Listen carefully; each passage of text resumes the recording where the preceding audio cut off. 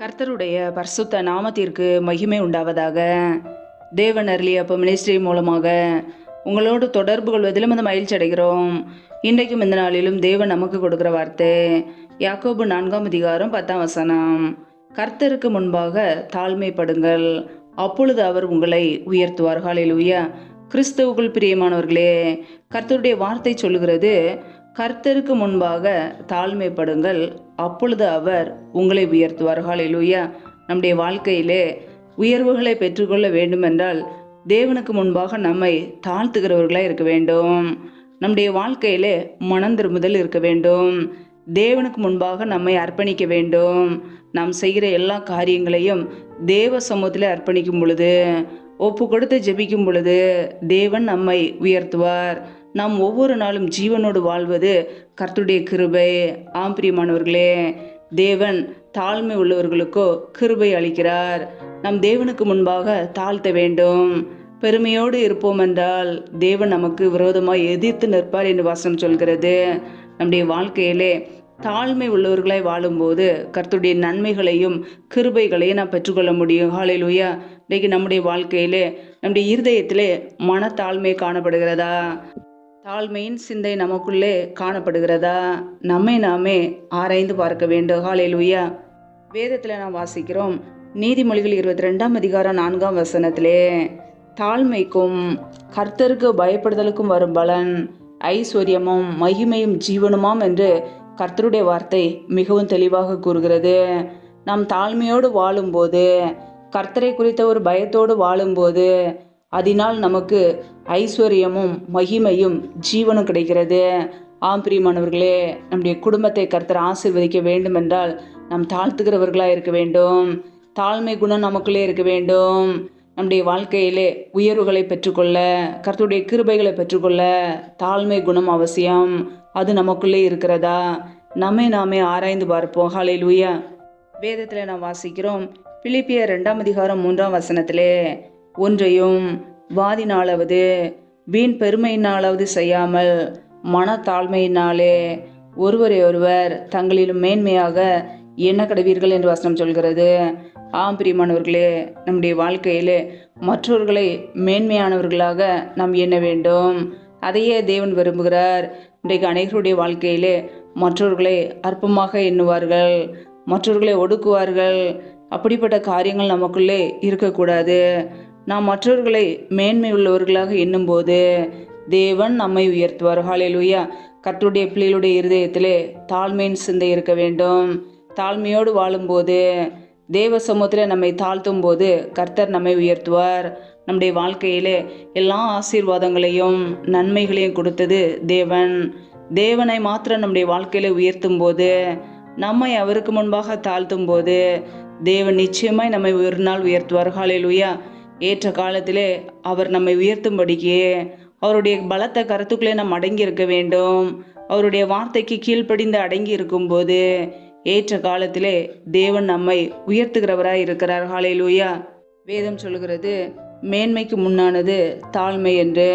நம் தாழ்மையோடு வாழும்போது கர்த்தர் நம்மை மேன்மைப்படுத்துவார். ஹல்லேலூயா. வேதத்தில் நாம் வாசிக்கிறோம், மீகா 6:8 மனுஷனே, நன்மை இன்னதென்று அவர் உனக்கு அறிவித்திருக்கிறார்.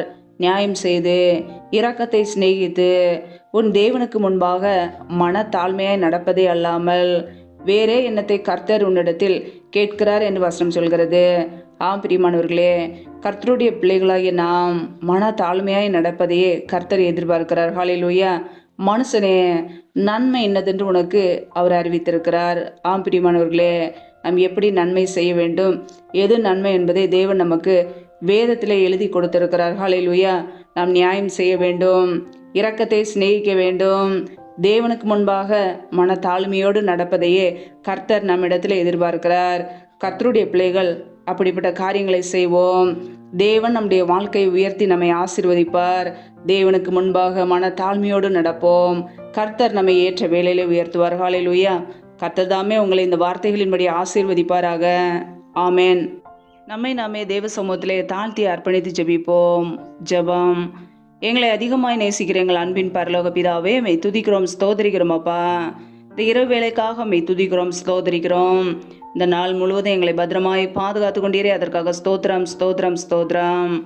ஒவ்வொரு நாளும் கண்ணின்மணி போல எங்களை பாதுகாத்து, கிருபியோடு எங்களை ஜீவனோடு பாதுகாத்து, சுகத்தோடு பலத்தோடு ஆரோக்கியத்தோடு எங்களை வைத்திருக்கிறீரே, உமக்கு நன்றியப்பா. இந்த நாள் முழுவதும் எங்களை பாதுகாத்தீரே, அதற்காக ஸ்தோத்திரம். இணைந்து ஜெபிக்கிற ஒவ்வொரு பிள்ளைகளையும் உடைய கரங்களில் அர்ப்பணிக்கிறோம். கர்த்தர் தாமே ஒவ்வொரு குடும்பங்களையும் பாதுகாத்து கொள்வீராக, பிள்ளைகளை ஆசீர்வதிப்பீராக. பிள்ளைகள் செய்த தவறுகள், குறைகள், குற்றங்கள் எல்லாவற்றையும் மன்னிங்கப்பா. உடைய பரிசுத்த இரத்தத்தினால் கழுவி ஒவ்வொரு குடும்பங்களையும் சுத்திகரிங்க, ஆசீர்வதிங்க, உடைய நன்மையினால் நிரப்புங்க. பிள்ளைகள் என்னென்ன காரியங்களுக்காக, தேவைகளுக்காக காத்திருக்கிறார்களோ என் தேவன் எல்லாவற்றையும் வாய்க்க பண்ணுங்கப்பா.